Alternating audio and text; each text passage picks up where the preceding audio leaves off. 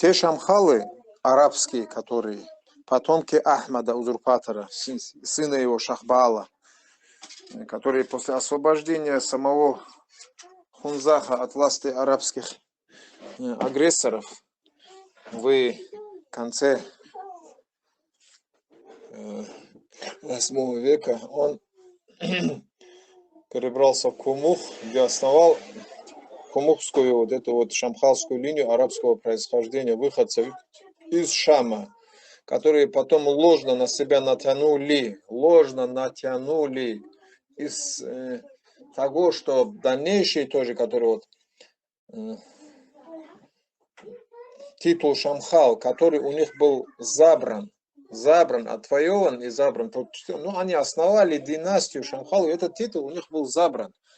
Отместку за то, что они ложно на себя потянули родство с родом пророков. С родом родство пророка Мухаммада. Именно по этой причине между ними и другими кайтакскими уцмиями, то есть потомками Аваса, дяди пророка, саллаллаху алейхи вассалям, в дальнейшем случилась война, о которой упоминается в истории. Вот историки никак не могли выразить мнение, что в каком году это происходило. То ли это был Буктай с Чингизид, то ли это был Каутархан, тоже Чингизид, в 1240 году первый, в 1318 или 1319 году второй. Они были позваны для союзнической помощи аварским ханом Саратаном, к которому в свою очередь обратились разгромленные кайтакские уцми и табасаранские майсум за помощью в войне против этих людей, которые потянули на себя чужое родство, с тем, чтобы в мусульманском социуме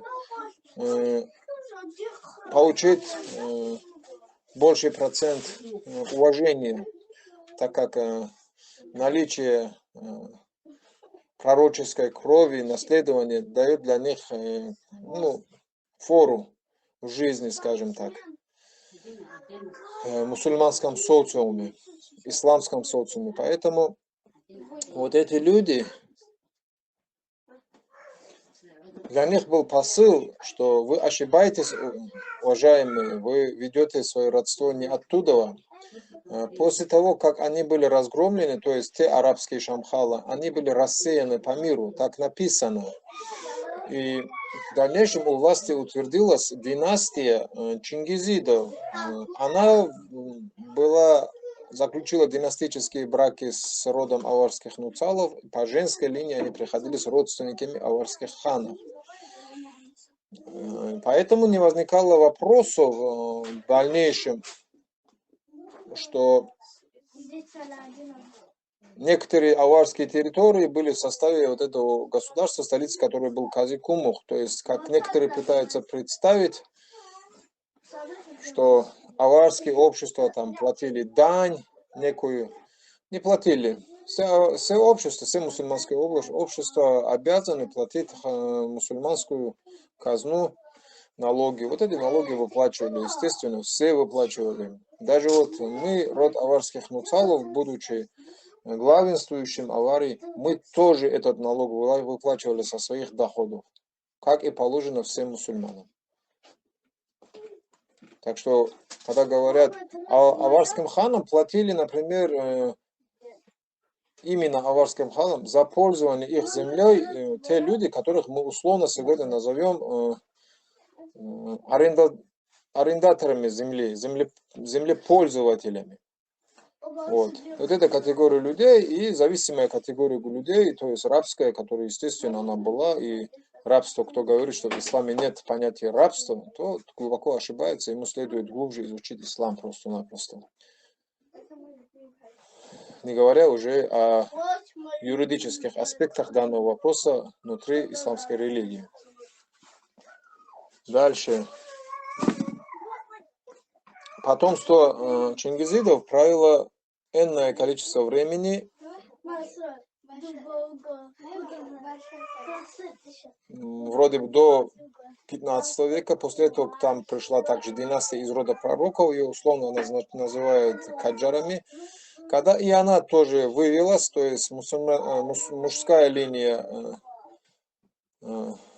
закончилась, то к власти туда пришел Чупан, Амир Чупан. Его также называют Чупан Шамхал, его также называют Валием Дагестана. Это младший брат Тучала Нуцала. Естественно, родом из Хунзаха, естественно, родом из древнего аварского рода правящей династии аварских царей, единственных, которые удержали за собой власть и доказали свое право на власть. В начале 9 века уже. Это в результате долгой войны с арабами. И последующие потомства Шамхалов, которые идут от него, соответственно, они должны быть вот этой крови, нуцалской крови, где бы они ни правили, будь они Тарках, Казикумухи, будь они там засулакские князья, будь это также в том числе этот самый Султан Муд и так далее и тому подобное.